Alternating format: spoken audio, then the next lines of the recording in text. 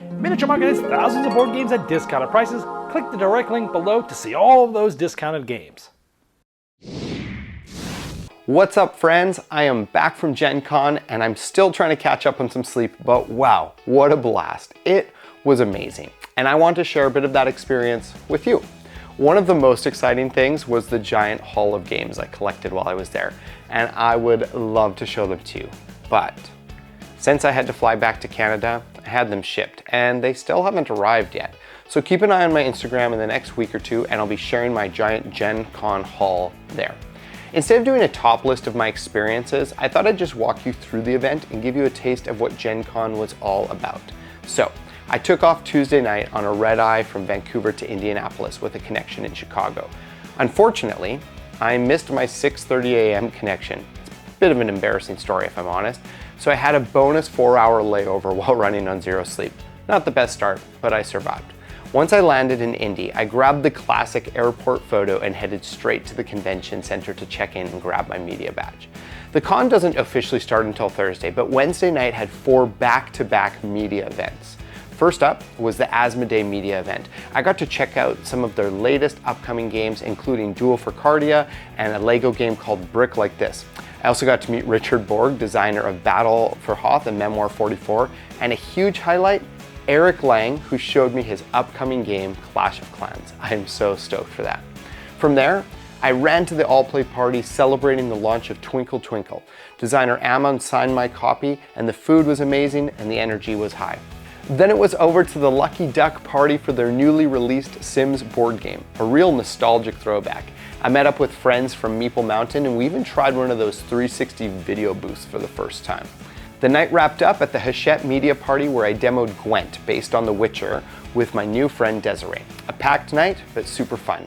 Thursday is when Gencon officially kicked off. If you've never been, it's hard to explain the scale. Seas of people everywhere. I think attendance was around like 80,000. The convention takes over the Indiana Convention Center, the Lucas Oil Stadium, and more. I wish I had better shots of the crowd. It was wild. My Thursday was packed with meetings and checking out games, including many from my top 10 most anticipated list. I even saw some unreleased games that I'm not even allowed to share photos of yet. That evening I hit 3 more publisher events. First was a Ravensburger event for their card game Lorcana. I hadn't heard much about Lorcana before, but I had a blast with their Collector's Quest and left with a nice big stack of Disney cards. Big win with my daughters when I got home.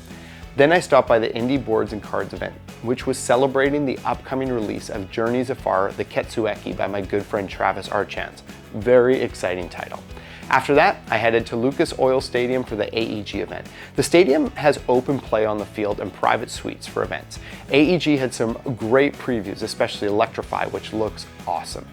Friday brought more meetings and even more game demos. Highlight of the day, definitely getting to try the Game Makers, hosted by Jay Bernardo from Bezier Games. I played alongside Jonathan and Mackenzie from Terradice Games and Andrew Stiles, designer of Wine Cellar. Great group, great game. That evening, I went to a party hosted by Backer Kit, complete with axe throwing. In my head, I thought I'd be pretty decent at it. In reality, not so much. Still a blast.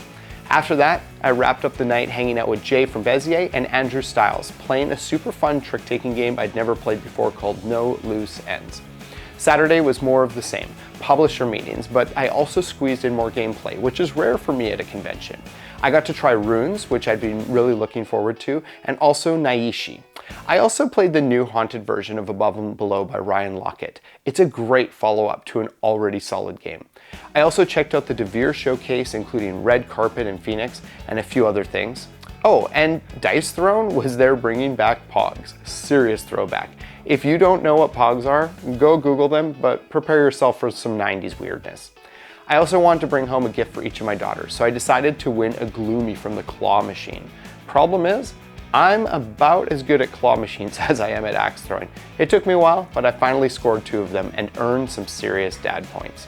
Sunday, the final day, was all about wrapping things up, chatting with folks, consolidating my games for shipping, and heading to the airport. There, at the airport, I bumped into Kedrick Winks and Ken Boyder, the designers of Guildlands, which I recently reviewed. They had a copy of Up or Down, the new capstone release, and we sat down to play it. I was having such a good time that I nearly missed my flight. I sprinted through the airport and made it just in time. Gen Con was awesome, but as always, the best part wasn't the games, it was the people. Reconnecting with old friends, making new ones, and sharing this amazing hobby together. Huge thanks to everyone who made it such a memorable weekend. If you weren't there, I hope we'll see each other at another convention soon. And if you were there, drop a comment and let me know your highlights, what you saw, loved, played, or just had a blast doing. Thanks so much for watching and have a great rest of your week.